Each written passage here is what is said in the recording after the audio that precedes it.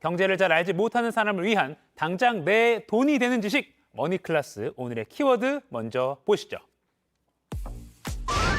일본 내년 금리 인상 엔화 강세 시대 오나? 이 다른 나라가 금리를 꾸준히 올려도 아니야, 우린 초저금리야. 이 기조를 유지하던 일본이 일주일 전 예상을 깨고 금리 인상 신호를 세게 보냈습니다. 일본 중앙은행이 그간 0.25%까지였던 10년물 국채 금리 상한선을 0.5%까지 올린 건데요. 이 세계 금융시장은 이제 일본도 금리 쭉 올리겠구나라고 해석을 하고 있습니다. 2달 전에 32년 만에 최저 수준까지 떨어졌던 엔화 값이 서서히 강세로 바뀔 것이란 전망도 나오는데요. 흐름을 잘 보면 돈 버는 기회를 잡을 수 있는 만큼 전문가와 바로 엔화 상황 짚어보겠습니다.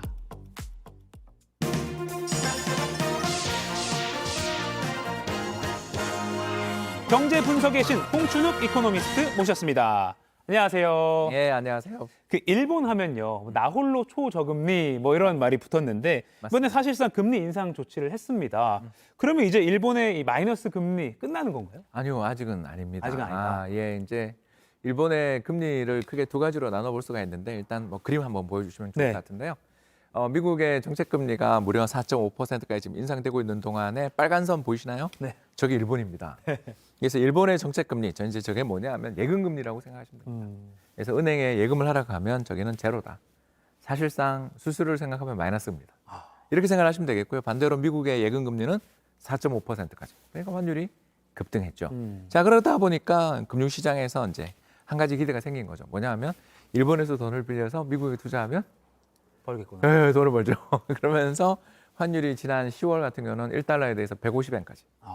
그러니까 1달러에 150엔이니까 달러가 강세를 보인 거고요. 반대로 일본의 엔이 엄청나게 약세를 보이니까 어쩔 수 없이 일본 중앙은행이 뭘 했냐면 외환시장에 들어가서 개입을 했어요. 뭘 하냐면 우리 이렇게 환율이 너무 급등하는 거 이거 말이 안 돼. 그러면서 엔을 사들이고 달러를 파는 개입을 했죠. 그러면서 문제가 생겼어요. 뭐냐면 일본 정부가 발행한 국채의 총 잔량이 100이면 그중에 일본 중앙은행이 50을 갖고 있어요. 너무 많이 갖고 있네요. 정말. 예, 이제 이런 여러 가지 문제들이 생기면서 결국 결정을 하게 된 게 지금까지는 단기금리, 정부의 예금금리 또는 정책금리만 통제를 하던 거에다가 하나 더 시장에서 거래되고 있는 10년 만기 국채금리까지 정부가 0.25%로 통제하던 걸 이번에 이제 풀어준 거죠.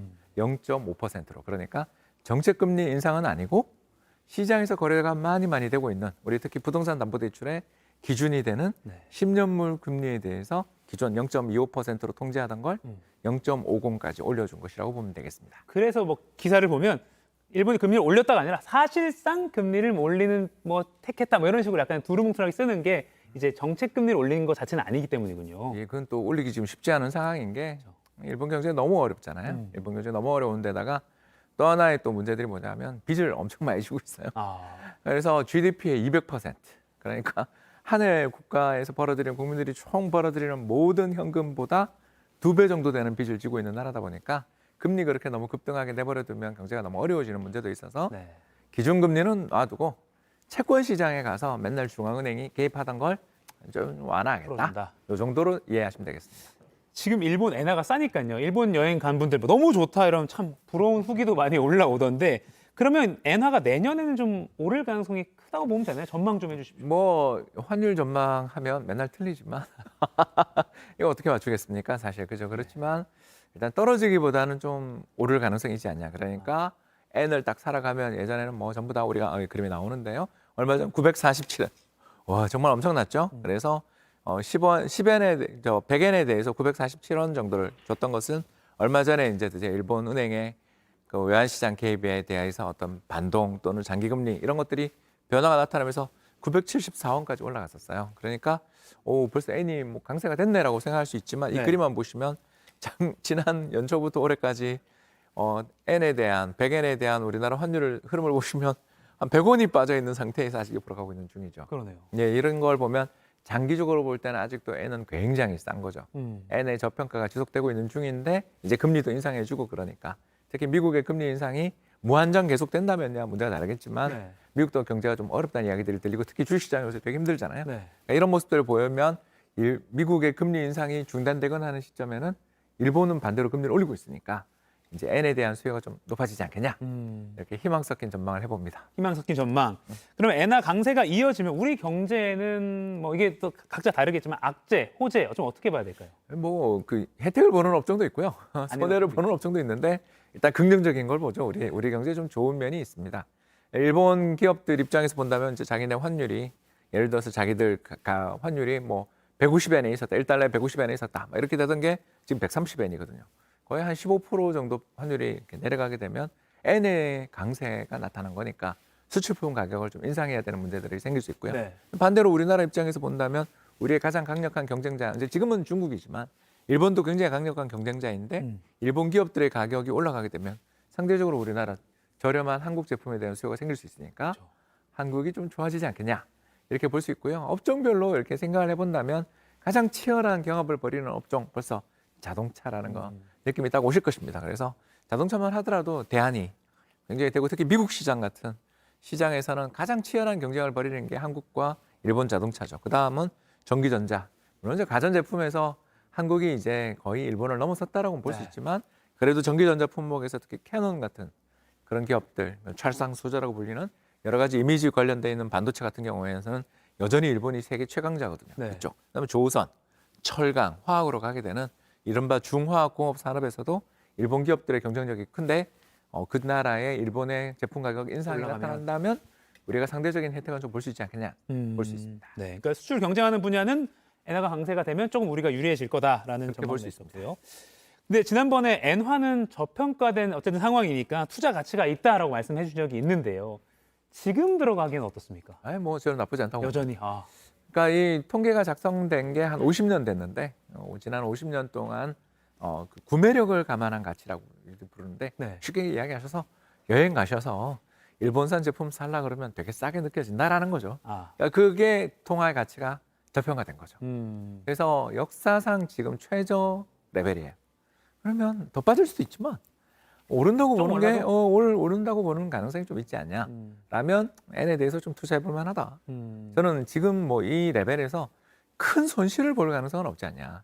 그러면 차분하게 수익이 날 때까지 기다릴 수 있는 분들이라면 이건 정말 N 투자는 그렇게 나쁜 선택은 아니지 않냐 생각됩니다. 지금은 여전히 구체적으로 어떻게 좀 투자할 수 있는지 좀 방법 좀 알려주세요. 제일 쉬운 게 N화 예금이죠. 엔화 예금. 그냥 은행 가셔서 N화 외화 예금 통장 만들어 놨습니다. 그러시면 됩니다. 그래서 N화 예금을 만드시는 게 제일 쉽고요. 이건 뭐 은행 가서 그냥 만드시면 됩니다. 아니면 또 요새는 인터넷에서도 예금 얼마든지 가입하실 수 있잖아요.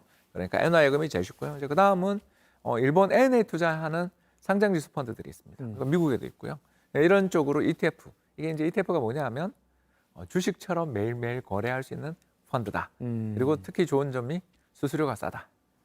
좀 아무래도 외화예금은 소액으로 우리가 투자를 하게 될 때 환전 수수료 부담이 좀 있지 않습니까? 그런 거에 비해서 엔화 관련 상장지수 펀드는 거래량도 많고 또 펀드처럼 언제든지 쉽게 매매할 수 있다는 장점이 있기 때문에 좋은 상품이라고 생각됩니다. 네.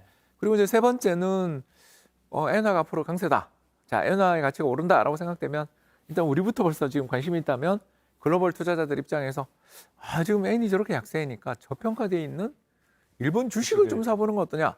예를 들어 뭐 토요타를 산다든가 소프트뱅크를 산다든가 캐논을 살 수 있지 않습니까? 네. 그런 것처럼 일본 주식에 대한 ETF들도 시장이 굉장히 많고 또 일본 주식 펀드들도 많이 출시돼 있으니까 투자에 검토하시면 좋겠고요. 이제 마지막은 벌써 이런 이야기를 쫙 듣다 보면 일본 우리 신주쿠에 건물 하나 사둘까?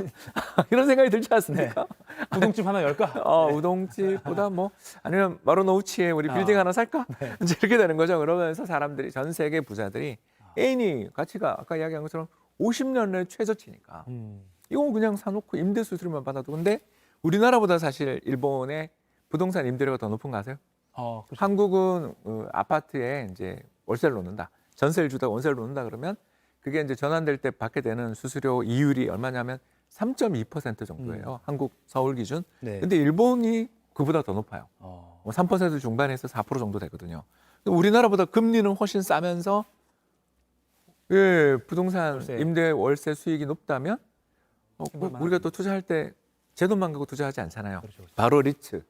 부동산 투자 신탁 회사들은 뛰어난 안정적인 재무 구조를 가지고 있기 때문에 시장에 나가서 아까 0.5%로 돈을 빌려 3, 4%로 운용을 해줄 수 있잖아요.